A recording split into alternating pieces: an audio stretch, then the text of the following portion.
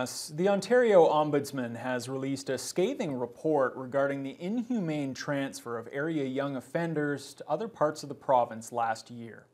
The 4 youth and their families were given just 1 hour's notice before the teens were brought to the airport and put in leg irons. The transfers were part of the abrupt closures of youth detention facilities in Kenora and Thunder Bay. Jonathan Wilson reports.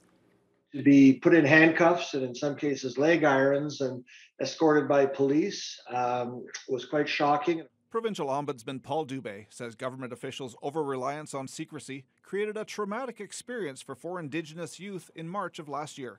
The province spent several months secretly planning to close the J.J. Kelso Centre in Thunder Bay and the Creighton Youth Centre in Kenora due to low inmate numbers. The staff there, the young offenders and their families were given almost no advance notice before the teenagers were abruptly transferred to detention centres in Sault Ste. Marie. Dubé has released a 60-page report called Lost Opportunities after being called in to investigate the situation last year.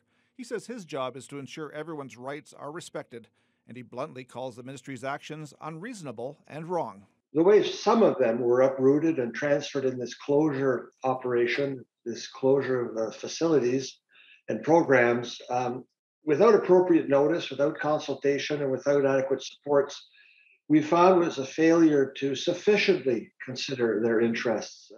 First Nation leaders sharply criticized the way the transfers were handled last March, calling it inhumane. Dubé says although he acknowledges the desire to keep the closure plan secret, the needs of the youth to be respected and heard must take precedence the next time something like this happens. And he's issued 16 recommendations to ensure that. Overall, the reaction from the ministry to this report has been quite positive. Officials have committed to improving their methods for this kind of exercise. So in the next time, if there is one, I'd expect a lot more consultation and engagement from the ministry with the youth involved, with the staff, and definitely with the Indigenous groups and communities.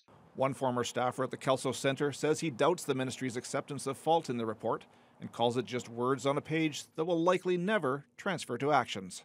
Jonathan Wilson, TBT News.